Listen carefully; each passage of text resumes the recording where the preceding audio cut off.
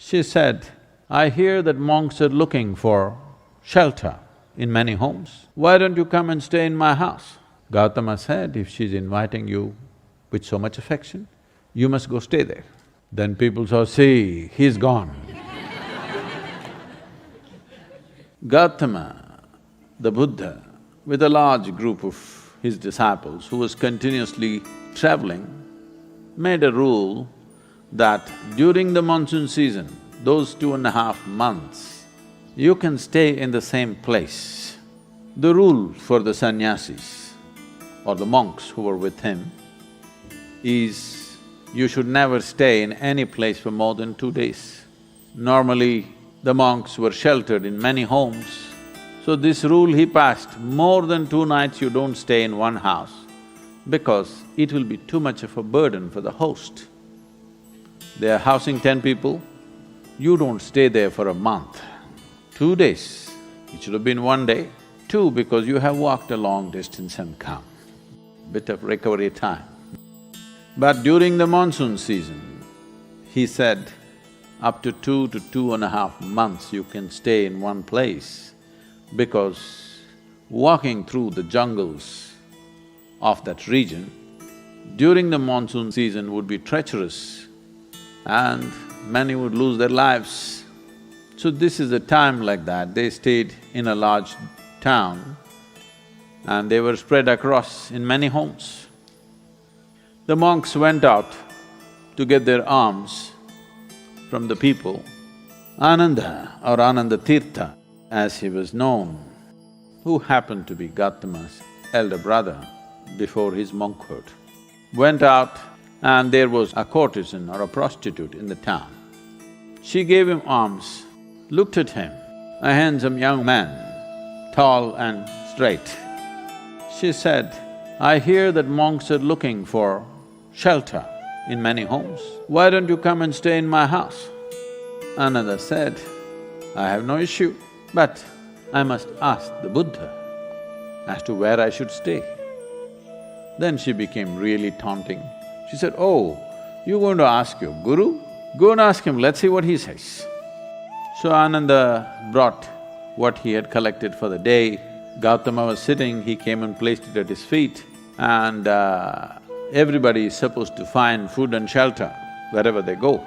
Ananda asked, "Like this lady is inviting me, can I stay there?"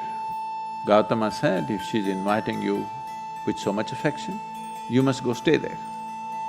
The townspeople who were sitting here, they said, "What? A monk is going to go and stay in a prostitute's home? This is it."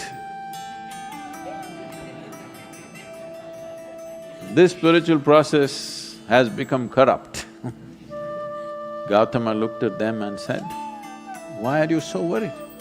The lady is inviting him. Let him stay, what is the problem?" They all started getting up and started shouting. He said, "Wait, I am on this path because I see this is the most powerful way to live. Now you're telling me her ways are more powerful than my ways.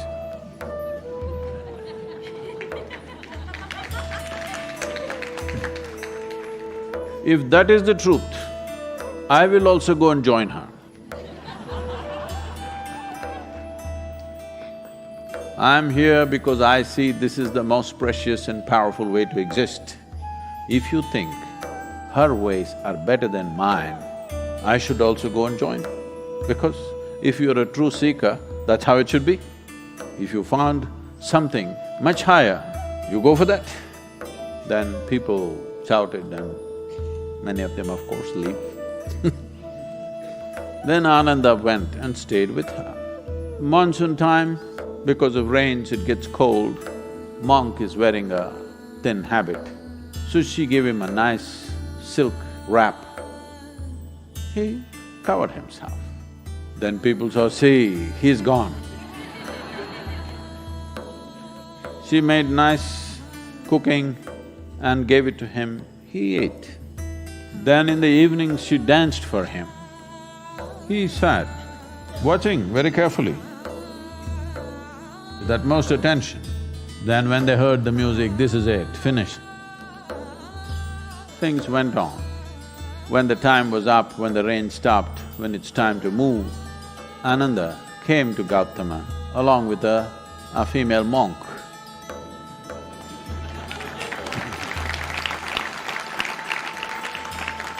So, the power of being on the path of truth has been there, but has been many times at its height, but never got mainstreamed. I see that today, because of our ability to communicate, because of the tools of technology, the natural longing, the innate longing in a human being to find truth, this is not a thought thing. This is not something that been taught to people that you must seek truth. It is natural for human intelligence to seek what is highest. If you are given an option, any human being, given an option, either to be here or there, he will always say, I want to be there. Right now he may be caught up here, but aspiration is to go to whatever is the highest. It is just that we have to show him that there are better highs than getting drunk, there are better highs than drugs, there are better highs than being caught up in social drama, there are better highs than being better than someone else. We just have to show it to him, we have to make him understand there is a better high. Forever, many sages, saints, yogis, gurus have been doing this, but as I said, they were gentle people. They didn't have a voice like me.